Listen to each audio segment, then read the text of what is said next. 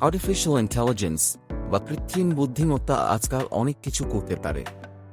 এটি প্রযুক্তির একটি বিশাল ক্ষেত্র এবং এর ব্যবহার প্রায় সব জায়গায় ছড়িয়ে পড়েছে। নিচে কি কি করতে পারে তার একটি বিস্তারিত তালিকা দেওয়া হল। 1. তথ্য প্রসেসিং এবং বিশ্লেষণ। বড় ডেটা সেট বিশ্লেষণ করে প্যাটার্ন বা ট্রেন্ড খুঁজে বের করা। ডেটা থেকে ভবিষ্যৎবাণী করা, প্রেডিক্টিভ অ্যানালিটিক্স। স্প্রেডশিট বা ডেটাবেস থেকে তথ্য প্রসেস করা। 2. ভাষা processing, natural language processing, knob, text অনুবাদ করা, যেমন গুগল ট্রান্সলেট। টেক্সট থেকে সারাংশ তৈরি করা। চ্যাটবট বা ভার্চুয়াল অ্যাসিস্ট্যান্ট তৈরি করা, যেমন চ্যাট সেরে আলেক্সা। স্প্যাম ইমেইল শনাক্ত করা। লেখা সংশোধন বা এডিট করা, গ্রামার এবং স্টাইল চেক। 3. ইমেজ প্রসেসিং এবং কম্পিউটার ভিশন, ছবি থেকে অবজেক্ট শনাক্ত করা, যেমন ফেস রিকগনিশন। মেডিকেল ইমেজ বিশ্লেষণ করে রোগ শনাক্ত করা। স্বয়ংক্রিয়ভাবে ছবি এডিট বা এনহ্যান্স করা। স্বয়ংক্রিয় গাড়িতে ক্যামেরা ডেটা প্রসেস করা। 4. শব্দ processing, speech processing, speech to text conversion, যেমন Google voice typing. Text to speech conversion, যেমন অডিও বুক তৈরি করা।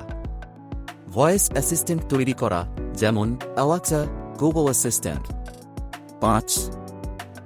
স্বয়ংক্রিয়করণ, অটোমেশন, রোবটিক প্রসেস অটোমেশন বা ব্যবহার করে ব্যবসায়িক প্রক্রিয়া স্বয়ংক্রিয় করা। স্বয়ংক্রিয়ভাবে ইমেইল বা বার্তা পাঠানো। সোশ্যাল মিডিয়া পোস্ট শিডিউল করা। 6. গেম এবং এন্টারটেইনমেন্ট, গেমে চরিত্র তৈরি করা, যেমন নেটফ্লিক্স। মুভি বা গানের রিকমেন্ডেশন সিস্টেম তৈরি করা, যেমন নেটফ্লিক্স, স্পটিফাই। ইন্টারেক্টিভ গল্প বা জ্ঞান তৈরি করা।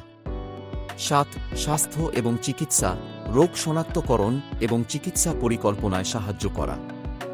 ড্রাগ ডিসকভারি এবং মেডিকেল রিসার্চে সাহায্য করা। রোগীর ডেটা বিশ্লেষণ করে ব্যক্তিগতকৃত চিকিৎসা পরামর্শ দেওয়া। 8. শিক্ষা, ব্যক্তিগতকৃত লার্নিং প্ল্যান তৈরি করা। ছাত্রদের প্রশ্নের উত্তর দেওয়া বা ব্যাখ্যা করা। অটোমেটেড গ্রেডিং সিস্টেম তৈরি করা। 9. ক্রিয়েটিভ কাজ, গল্প, কবিতা বা গানের লিরিক্স লেখা। আর্ট বা ডিজাইন তৈরি করা, যেমন আর্ট জেনারেটর। মিউজিক কম্পোজিশন তৈরি করা। 10. রোবোটিক্স, শিল্প কারখানায় স্বয়ংক্রিয় রোবট ব্যবহার করা। ঘরের কাজে সাহায্যকারী রোবট তৈরি করা, যেমন রুম্বা। সার্জারি বা অন্যান্য জটিল কাজে রোবট ব্যবহার করা। 1. ফাইন্যান্স এবং ব্যবসা, স্টক মার্কেট বিশ্লেষণ এবং ভবিষ্যৎবাণী করা। ফ্রড শনাক্ত করা। কাস্টমার সার্ভিসে চ্যাটবট ব্যবহার করা। 2. পরিবহন, স্বয়ংক্রিয় গাড়ি চালানো, যেমন টেসলা।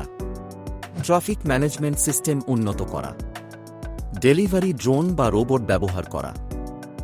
3. সাইবার সিকিউরিটি, নেটওয়ার্কে হুমকি শনাক্ত করা। ম্যালওয়্যার বা ভাইরাস শনাক্ত করা। ডেটা সুরক্ষা নিশ্চিত করা। 4. পরিবেশ এবং কৃষি, আবহাওয়া ভবিষ্যৎবাণী করা। ফসলের স্বাস্থ্য পর্যবেক্ষণ করা। জলবায়ু পরিবর্তন মডেলিং করা।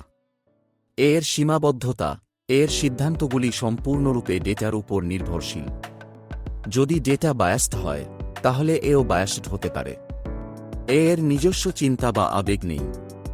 এটি শুধু ডেটা এবং অ্যালগোরিদমের উপর ভিত্তি করে কাজ করে।